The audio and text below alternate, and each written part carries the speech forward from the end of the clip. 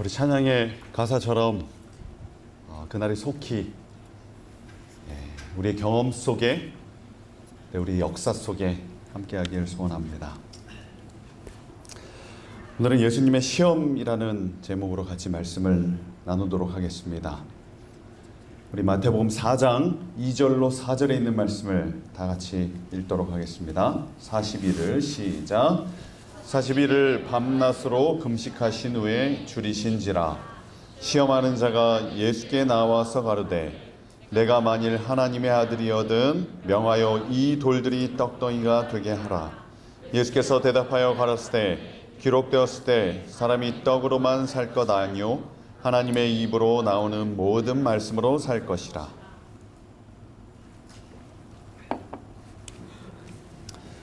예수님께서 광야에서 시험을 받으셨습니다. 광야라는 장소는 풀도 없고 나무도 없고 생명이 없는 장소이죠. 그러나 광야라는 곳이 하나님의 말씀이라는 어원과 같다는 거 우리가 알 것입니다. 그래서 아무것도 없는 곳에서 하나님의 음성을 들을 수 있는 장소가 바로 광야죠. 광야에는 길도 없고 미래도 없습니다. 저는 개인적으로 광야를 좋아하는데요. 그래서 2013년에 제가 마사다라는 곳에 갔을 때 광야에서 혼자 누워서 자는 그런 사진입니다. 설레요. 저 사진만 보면 지금도.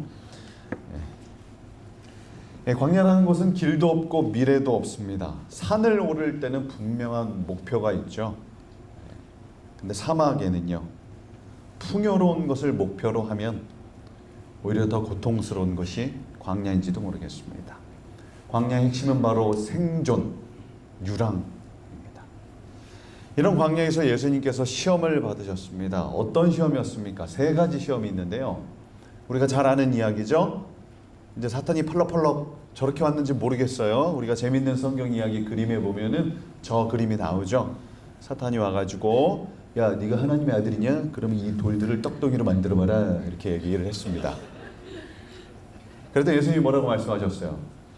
사람이 떡으로만 살 것 아니요 하나님의 말씀으로 살 것이다. 이렇게 답을 해서 이겼습니다. 자, 두 번째 시험은 무엇이었습니까? 야, 인마, 성전에서 네가 뛰어내리면 천사가 널 받아줄 거야. 네가 하나님의 아들이거든. 이렇게 사탄이 시험을 했죠. 예수님께서 하나님을 시험치 말라. 이렇게 답을 했습니다. 세 번째 시험은 무엇입니까? 산 꼭대기로 올라갔죠. 저 산이 느보산인지 헤르몬산인지 정확히는 알 수 없지만 높은 산에 올라가서 멀리 보이는 그 도시를 보여주면서 사단이 유혹을 합니다. 이 나라의 영광과 모든 권세를 너에게 줄 것이다. 그랬더니 예수님이 사단아 물러가라 해서 승리했다는 그런 이야기입니다.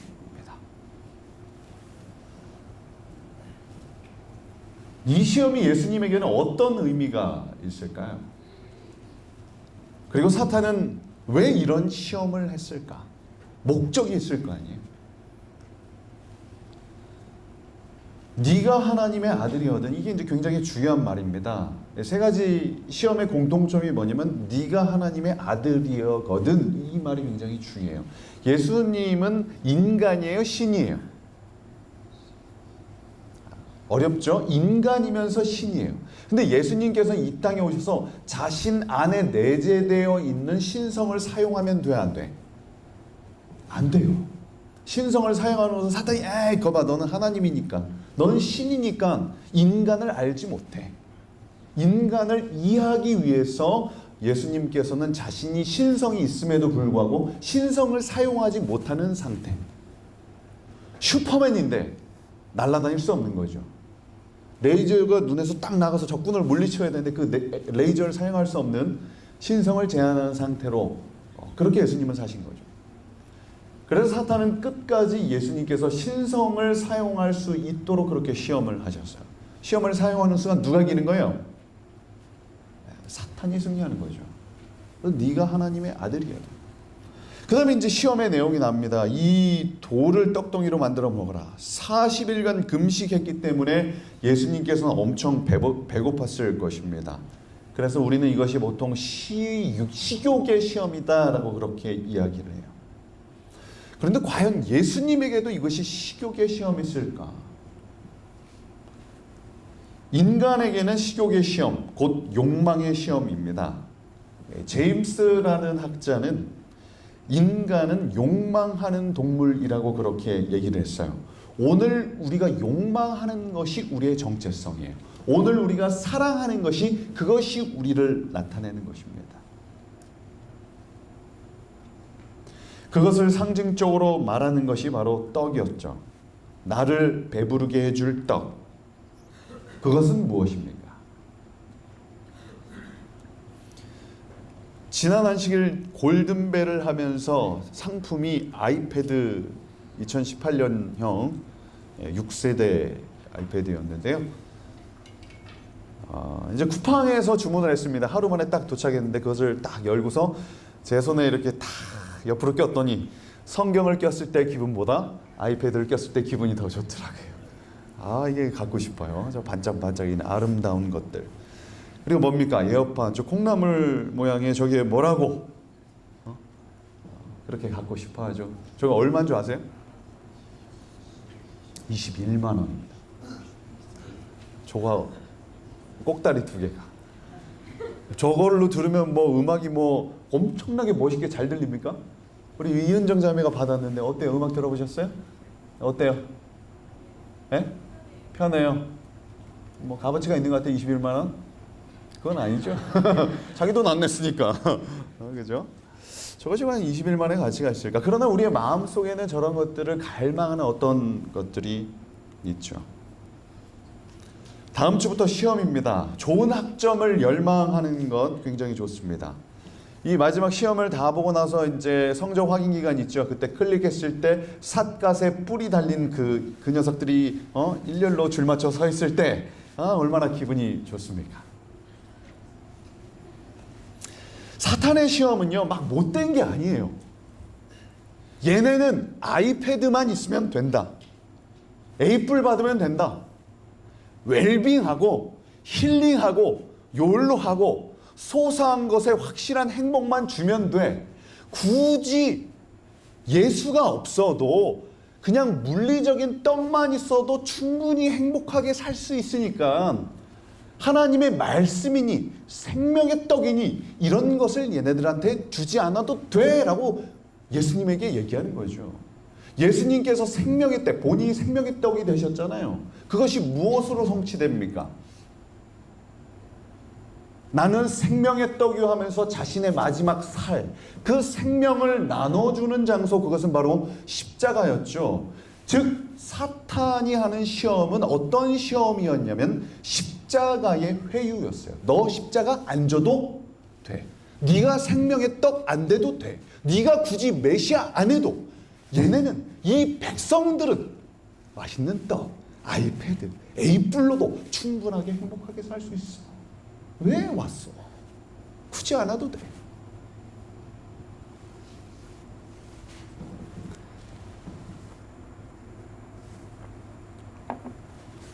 두 번째 시험은 성전에서 뛰어내려라. 시편의 글을 인용해서 네가 뛰어내려도 천사들이 널 받아줄 것이다. 그 뛰어내리다라는 말은요, 이제 성경에 보통 어떤 말로 쓰여지냐면 던져지다, 버림받다, 지옥이나 구덩이에 던져지다라는 표현으로 종종 사용됩니다. 영어로도 뭐냐면 캐스트예요. 그러니까 뛰어 올라서 슉 날아가는 것이 아니라 밑으로 떨어지는 어떤 그런 동작을 나타내죠. 임당수에 몸을 던지는 심청이와 같이, 그리고 구약 성경에 요나가 그렇게 뛰어내린 것처럼 말입니다. 그리고 예수님께서 서 있는 그 성전이라는 곳은 구약에 자주 등장하는 장소예요. 하나님께서 아브라함을 부르실 때 땅을 너한테 보여주겠다라고 얘기를 했어요. 그 땅이 어디가 되었습니까? 나중에 그 땅이 자기의 아들을 죽이러 가는 장소, 바로 모리아산이 되었죠.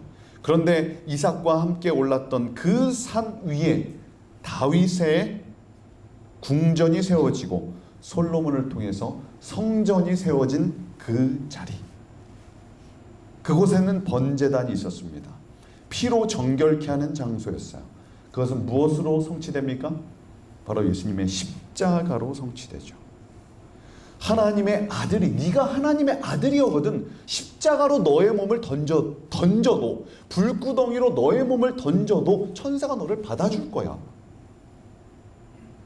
너는 하나님의 아들인데 죽을 수가 없어. 굳이 힘들게 네가 십자가로 안 가도 돼. 두 번째 시험 역시도 무엇입니까? 십자가의 회유. 굳이 네가 십자가를 지지 않아도 된다. 세 번째 시험도 이와 같습니다. 네가 절하면 이 나라와 이 명예를 너에게 주겠다. 예수님은 우리처럼 부귀와 명예 이런 것에 시험을 당하지 않습니다. 우리는 자꾸 무엇을 추구합니까? 돈이 조금 더 있었으면 좋겠고, 남보다 조금 더 뛰어났으면 좋겠고, 꽈탑을 내가 차지하고 싶고, 다른 사람에게 인정받고 싶고, 어떤 내가 통치권을 갖고 더 행복한 삶, 더 나은 삶을 살기 위해서 우리는 그러한 것에 유혹을 받지만, 사실 예수님은 그런 거에 유혹받지 않습니다. 예수님의 시험은 무엇이냐면, 네가 그냥 절망하면 이 나라를 주겠다. 네가 십자가를 안 져도 내가 그냥 줄게. 이것이 마지막 유혹이었어. 세 번째도 십자가의 회유였죠. 넌 생명의 떡이 굳이 안 돼도 되고 십자가를 안 져도 돼. 내가 통치권을 그냥 줄게. 이것이 바로 예수님의 시험이었습니다.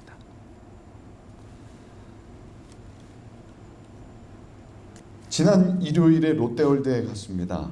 퍼레이드 시간이 되었어요. 이런 장면이 펼쳐졌습니다. 뒤에서 이렇게 보는데 퍼레이드는 안 보이고 아이들의 엉덩이만 보였습니다. 근데 이렇게 막 이렇게 보다 보면 어느 순간 딱 저 장면을 딱 보는데 제 마음속에 깊은 감동이 밀려왔어요. 저 장면을 보면서 저는 십자가가 생각났어요. 아빠들은 굳이 저렇게 안 해도 돼요. 저같이 목 디스크 걸린 아빠, 야 앞에 가서 봐 이렇게 보내도 되는데 굳이 내 아들 목만 한번 태워주고 싶어서 그 아들 태워가지고 그 퍼레이드를 보여주는 아버지의 마음, 아버지의 뒷모습 속에서 수고하고 무거운 짐진 자들아 다 내게로 오라. 내가 너를 쉬게 하리라. 예수님의 십자가의 모습이 보였습니다. 예수님께서는 사실 십자가를 지지 않으셔도 됩니다. 왜요? 그분은 누구시니까요? 창조주 하나님이니까 굳이 십자가를 지지 않으셔도 돼요. 자신 마음대로 하셔도 돼요. 통치권이 그분에게 있습니다. 사탄이 어떤 시험을 해도 그냥 사탄을 그냥 한 자신의 신성을 사용해서 사탄의 목을 딱 들어가지고 우주로 그냥 확 던져버리고서 까불지 마. 그리고서 이 나라를 회복하러 왔다. 이렇게 메시아로 자기를 그렇게 선포해도 됩니다. 하나님이니까. 근데 하나님께서 십자가를 지신 이유는 무엇이냐면 십자가만이 하나님의 품성을 수고하고 무거운 짐을 진 죄의 짐의 문제를 해결할 수 있기 때문에 그분은 굳이 그것을 지신 것이에요.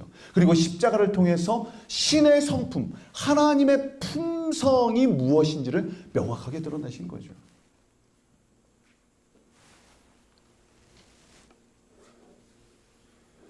우리는 오늘 크고 작은 시험을 만납니다. 쉽게 이길 수 있는 시험이 있고요.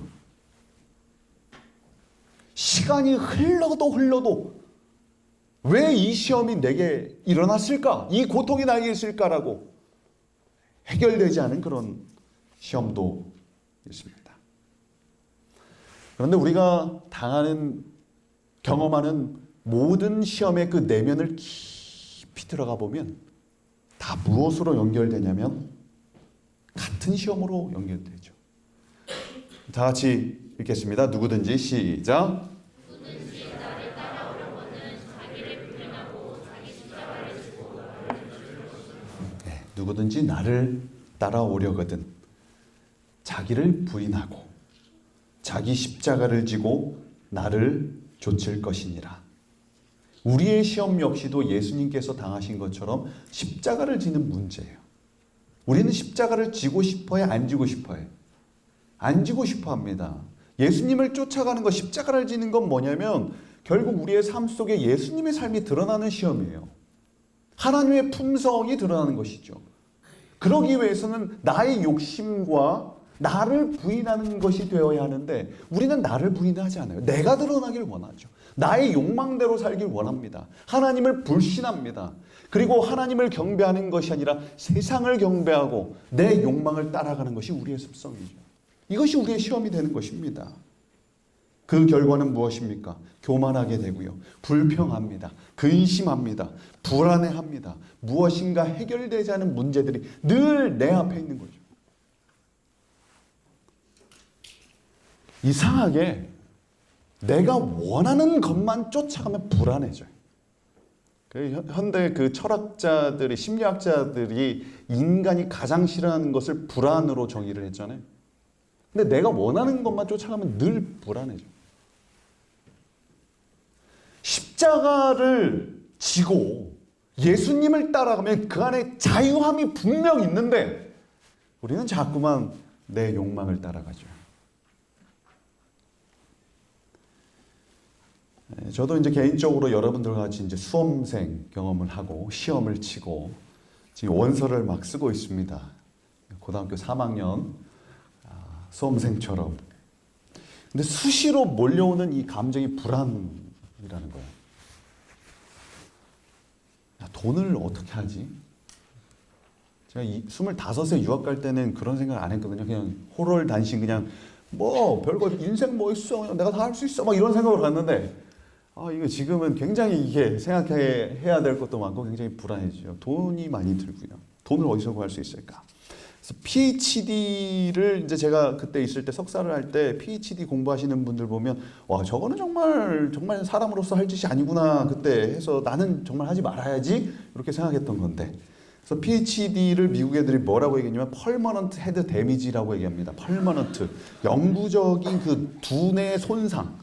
그죠? 두뇌 손상이 되는 거죠. 그냥 내가 이걸 할 수 있을까? 내 적성이 맞을까? 어떤 걸 공부해야 할까? 그리고 나의 미래는 어떻게 될까? 한국으로 돌아와야 될까? 이번에 이제 목회자 협의회 가서 제가 목사님들 앞에 인사를 드렸습니다. 이제 사직서를 내고 가는 거거든요. 그래서 이제 총무님이 저에게 인사를 시켰어요. 우리 박정규 목사가 왕복표를 끊고 갈까요? 편도를 끊고 갈까요? 뭐냐면 돌아올까 말까 이거를 이제 질문한 거죠. 대부분의 목사님들이 미국 가면 돌아와야 안 돌아와요. 네, 안 돌아오시기 때문에 이제 그런 질문을 했습니다. 제가 답했죠. 내일 일은 난 몰라요. 하루하루 살아요. 뭐 이렇게 얘기를 했습니다. 굉장히 불안하다라는 거죠. 미래를 생각할 때. 우리 4학년 한번 손 들어보세요. 그죠? 우리 군대 가기 전 2학년. 불안하잖아. 그죠? 벌써 어두고 시커멓고 손도 안 들잖아. 이 불안하거든요. 그런데 그 불안한 이유는 무엇이냐면 그 고민 속에 누가 있어요? 내가 있어요. 나의 어떤 편안함, 나의 안락함을 추구하다 보면 그것을 방해하는 외부 요인들로 인해서 불안해질 수밖에 없는 것이죠. 그런데 제가 기도를 하다가 어느 순간 마음이 편해졌어요. 그것은 뭐였냐면 이 공부는 하나님의 영광을 위하여 하는 것이다. 그리고 내가 공부하고 나서 이 교회에 조금이라도 보탬이 된다면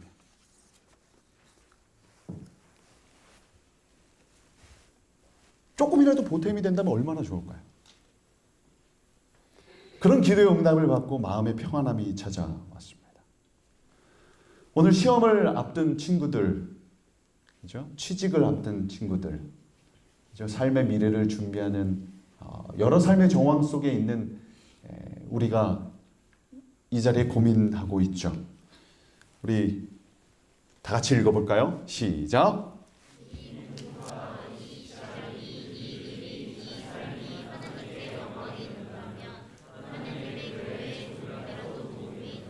네, 이 공부가 내가 하는 모든 공부가 그리고 내가 다니는 직장이 이 일이 그리고 내 삶이 하나님께 영광이 된다면 삶의 작은 구석에서라도 예수와 가신 십자가 길을 조금이라도 담는다면 그리고 그 작은 손짓 그 작은 발걸음 하나가 하나님의 교회에 조금이라도 도움이 된다면 뭐가 문제겠어요?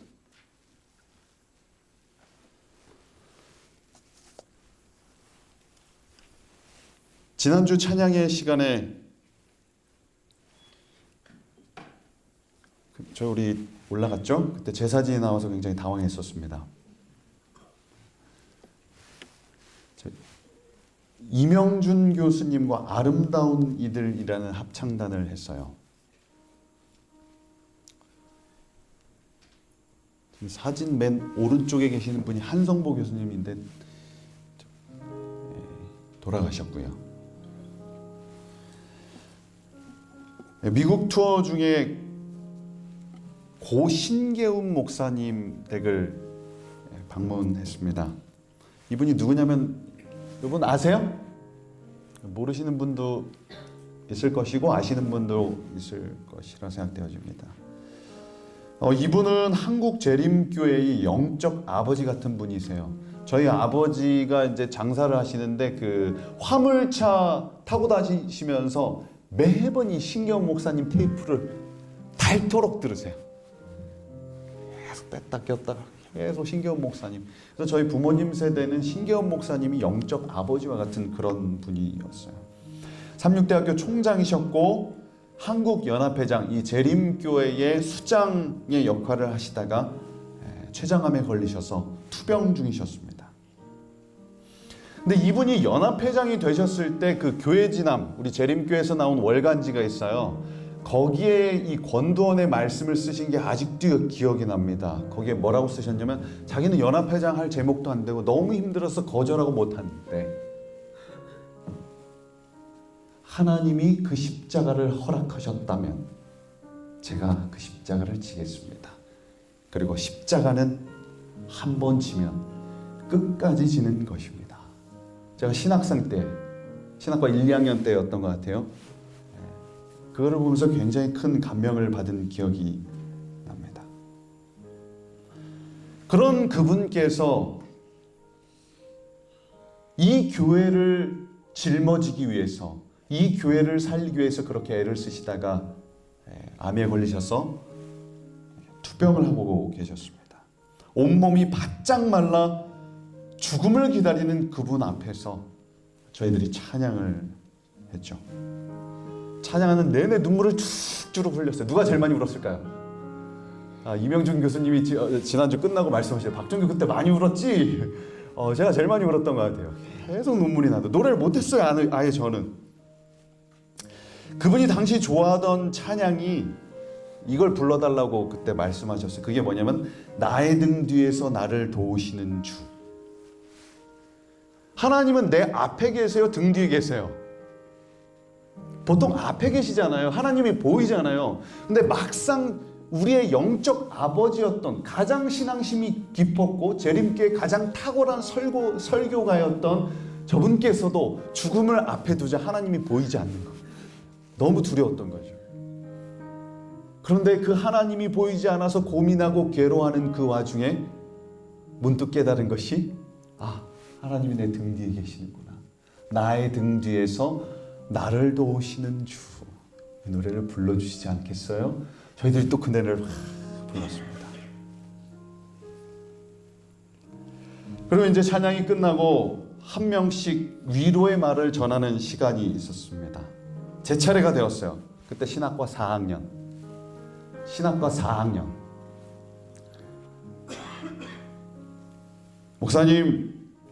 목사님이 연합회장님 되셨을 때 제가 교회 진암 읽었습니다. 십자가는 한 번 지면 끝까지 지는 것입니다. 목사님께서 그렇게 십자가를 지셨던 것처럼 저도 그 길을 끝까지 하는데, 여기서 끝까지 할 때 막 끝까지 하면서 막 말을 잊지 못하고 끝까지. 왜냐면 제가 신학과 4학년 내내 방황을 했거든요. 나 같은 놈이 무슨 목사가 될 수 있어? 나 같은 놈이 무슨 그리스도의 제자가 될 수 있어? 난 늘 하나님을 배신하고 내 맘대로 하길 원하고 내 욕망대로 가는 내가 무슨 예수님의 제자가 되고 목사가 될 수 있겠어? 끝까지라는 말을 못하겠네. 끝까지 해서 3번 머뭇거리다 끝까지 하겠습니다. 차에 타는데 그분이 손을 꽉 잡으면서 공부 열심히 해. 그 말이 제 가슴 속에 깊이 남아있어요. 그리고 6개월 후 그분의 장례식에서 순례자라는 길을 지난 지난 금요일에 들은 그 찬양을 조가를 불렀습니다. 십자가는 한 번 지면 끝까지 지는 것이죠.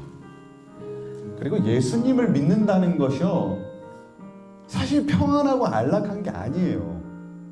내 욕심을 버려야 하기 때문에 이것만큼 고통스럽고 힘든 길이 없어요. 그러나 예수님께서 가셨기 때문에, 그분께서 십자가를 지셨기 때문에, 그분께서 가장 아름다운 하나님의 나라의 품성을, 그분의 사랑을 보여주셨기 때문에 우리도 십자가를 지고 따라갈 때에, 그분의 품성을 닮을 때에 이 안에 가장 아름다운 영원한 행복이 있음을 믿습니다.